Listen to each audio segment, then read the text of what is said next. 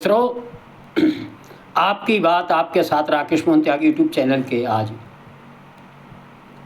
के इस सायकालीन 537वें अंक में आप सभी को मेरी राम राम। मित्रों, आज मैं चर्चा करूंगा आप सबके समक्ष एक बहुत महत्वपूर्ण विषय की कि किस प्रकार किसी एक समस्या का समाधान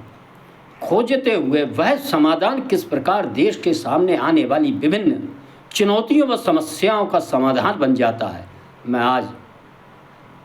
एक समस्या एक समाधान कैसे बन गया वह देश का समाधान, इस विषय पर आप सबके समक्ष आप सबके जौरे बतवतु कहना हूँ। दद्दा मेरे बिल्ला दिनन से आप पश्चिम बंगाल के चुनाव परिणामों की गूंज के बारे में विभिन्न सोशल मीडिया और टीवी समाचार पत्रों में भी सुन रहे हूँ। मैं भी विभिन्न अंकों में इन चुनाव परिणामों के क्या क्या हम सबके लिए संदेश हैं, खास तौर से पश्चिम बंगाल के लिए, सनातन के लिए, राष्ट्रीय सुरक्षा बलों के लिए, बंगाल की जनता के लिए, देश की जनता के लिए, देश के विभिन्न राजनीतिक दलों में लगातार होने वाली उथल पुथल के लिए। मित्रों, ये सारे कारण जो नज़र आ रहे हैं इसके मूल में है तो पिछली 4 मई को आया पश्चिम बंगाल की सरकार द्वारा दिया हुआ एक संदेश अपने मतदान द्वारा। मित्रों, पश्चिम बंगाल की जनता के लिए तो जो स्थितियां परिस्थितियां एक समस्याएं थी वह तो थी, लेकिन देश के जो शुभचिंतक हितचिंतक सनातन के राष्ट्रीय सुरक्षा बल, राष्ट्रीय सुरक्षा एजेंसियां व अन्य खास तौर से पूज्य बाबा साहब के संविधान के आधार पर देश कैसे आगे बढ़े, देश के निवासियों को कैसे न्याय मिले,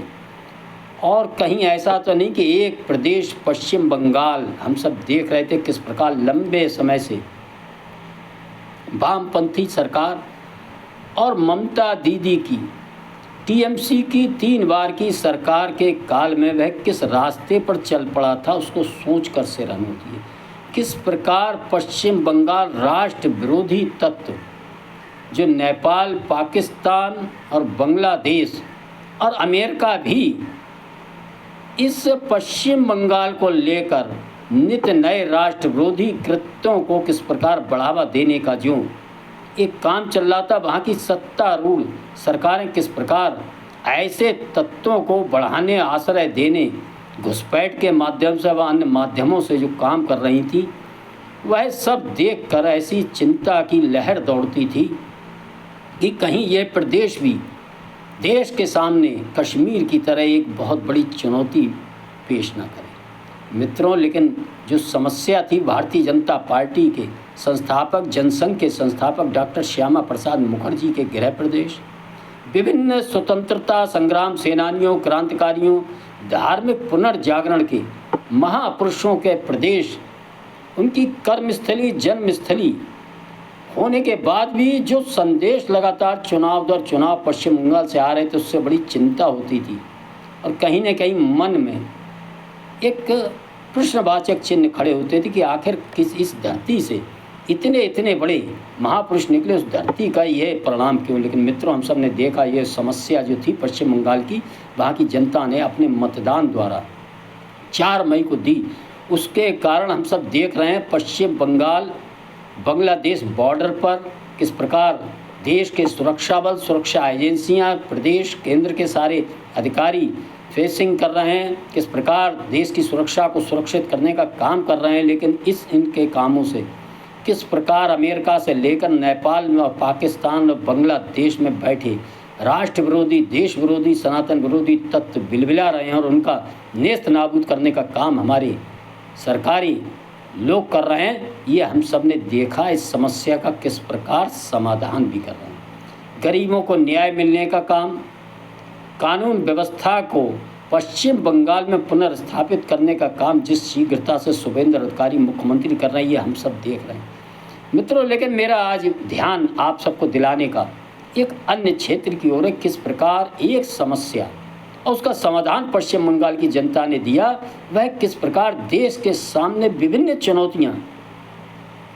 जो खड़ी हुई थी मुँह बाए, और जिनके हल करने के लिए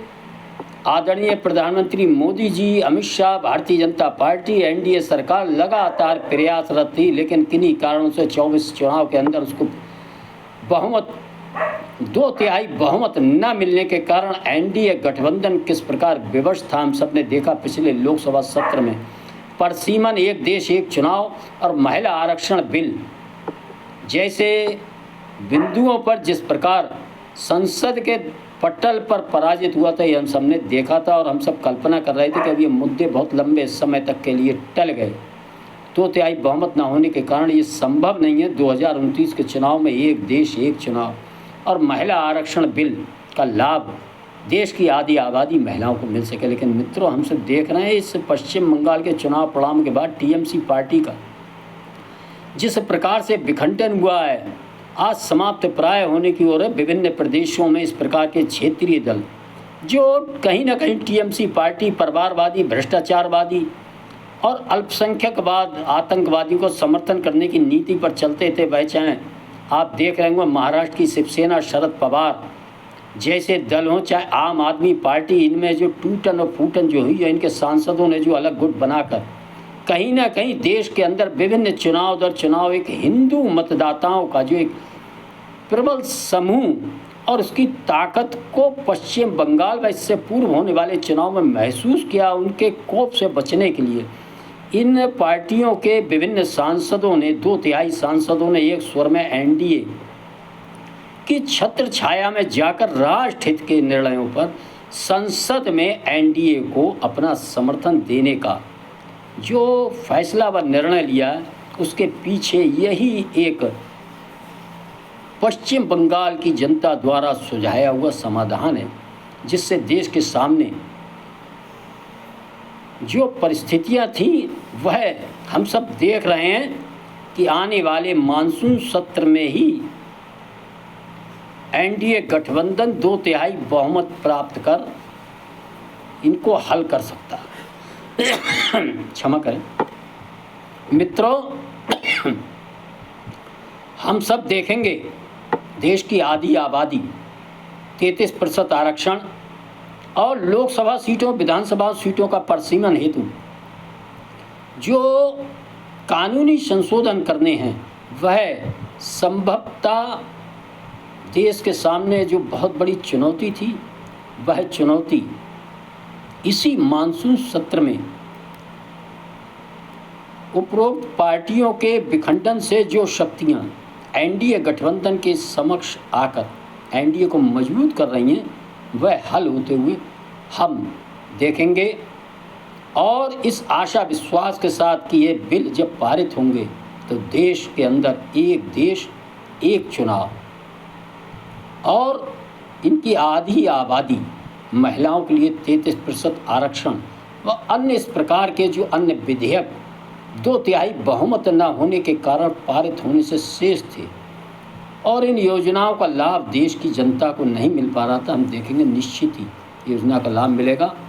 और एक समस्या, एक समाधान उसका किस प्रकार देश के सामने चुनौतियां मुँह बाए जो खड़ी थी, मैं चाहे पश्चिम बंगाल में हूँ,